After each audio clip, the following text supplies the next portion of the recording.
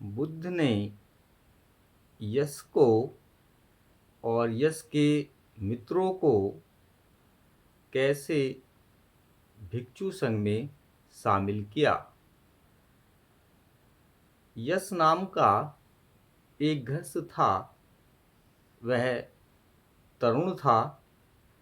वह बहुत ही आकर्षक आकृति का था। अपने माता पिता का बहुत प्यारा था। बहुत ही श्री संपन्न था। उसके बहुत से नौकर चाकर थे। बहुत सी पत्नियां थीं। उसका यानी यश का सारा समय नाचने गाने सुरापान करने आदि में लगता था। यश विलासिता का जीवन व्यतीत करता था। कुछ समय बीतने के बाद उसे उदासीनता ने आ घेरा। उसे इस बेहोशी से उसे कैसे छुटकारा मिले। क्या जो वह जीवन व्यतीत कर रहा था उसमें कोई और भी श्रेष्ठ जीवन था। यह न सोच पाने के कारण कि वह क्या करे, उसने अपने पिता का घर छोड़ देने का निश्चय किया। एक रात उसने अपने पिता का घर छोड़ दिया और यूं ही भटकने लगा। वह घूमता फिरता ऋषि पतन की ओर ही चला आया।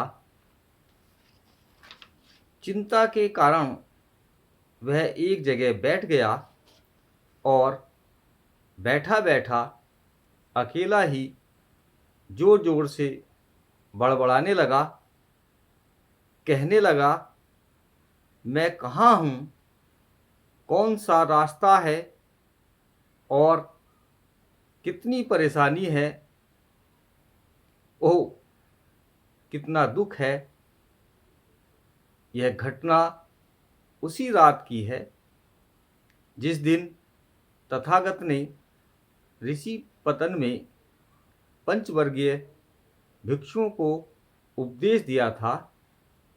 ठीक उस समय जब यश ऋषि पतन की ओर बढ़ा आ रहा था, तथागत बुद्ध ने, जो कि ऋषि पतन में ही विराजमान थे, बहुत सवेरे उठकर खुली हवा में टहल रहे थे और तथागत ने देखा कि इस प्रकार के दुखद वचन कहता हुआ यश कुलपुत्र चला आ रहा है और तथागत ने उसकी दुख भरी आवाज़ सुनकर कहा, कहीं कोई परेशानी नहीं है, नहीं कहीं कोई दुख है। मैं तुझे रास्ता दिखाऊंगा। तब तथागत ने यश कुलपुत्र को अपना उपदेश दिया और जब यश ने उपदेश सुना, वह हर्षित हुआ और वह प्रमुदित हुआ।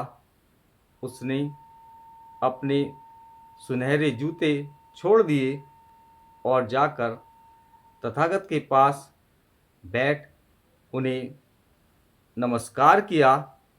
बुद्ध के वचन हृदयगम कर यश ने तथागत से प्रार्थना की कि वह उसे शिष्य रूप में स्वीकार करे। तब तथागत ने उसे कहा और उसे भी भिक्षु धर्म की दीक्षा दे दी। यश के माता पिता बड़े परेशान थे कि यश कहाँ चला गया। पिता यश की खोज में निकला। यश का पिता ठीक उसी जगह से गुजरा जहाँ स्वयं भगवान बुद्ध और भिक्षु वेश में यश कुलपुत्र बैठा था। यश के पिता ने तथागत से प्रश्न किया, कृपया कहें कि क्या आपने मेरे पुत्र यश को कहीं देखा है? तथागत का उत्तर था, आए आप अपने पुत्र को देख सकेंगे। यश का पिता आया और अपने पुत्र यश के पास ही बैठा, किंतु उसे पहचान नहीं सका।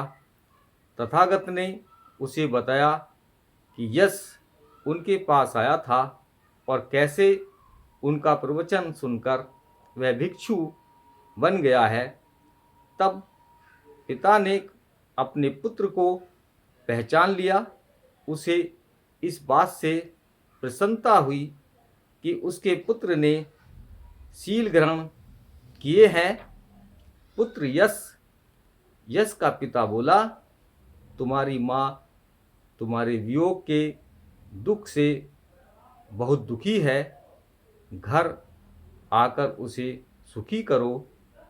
तब यश ने तथागत की ओर देखा और तथागत ने यश के पिता से पूछा, गृहपति, क्या तुम यह चाहते हो कि यश फिर गृहस्थ बन जाए और जैसे पहले कामभोग का जीवन व्यतीत करता था वैसे ही अब करे?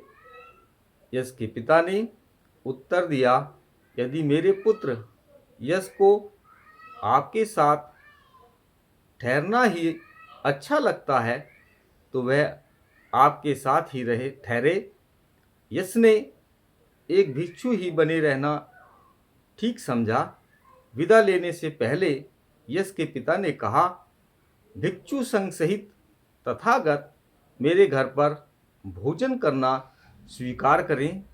चीवर धारण कर भिक्षा पात्र हाथ में ले यश कुलपुत्र सहित तथागत यश गृहपति के घर पहुँचे।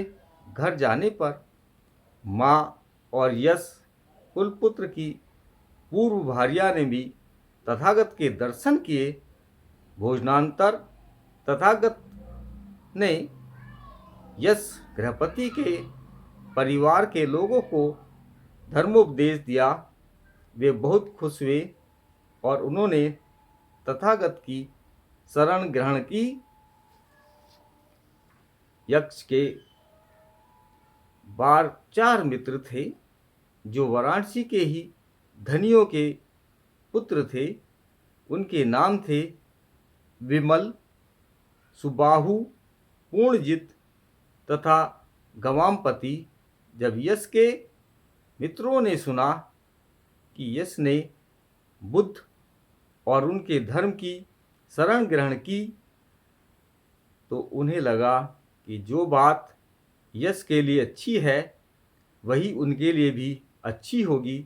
इसलिए वह यश के पास गए और उससे कहा कि वह भगवान बुद्ध से उनकी ओर से प्रार्थना करे कि वे उन्हें भी अपना शिष्य बना लें।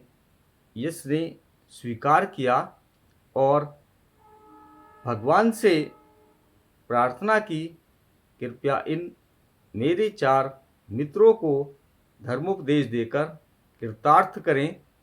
भगवान ने स्वीकार किया। यश के मित्रों ने भी धर्म दीक्षा ग्रहण की। ये महावग नामक पुस्तिका से लिया गया है। नमो बुद्धाय।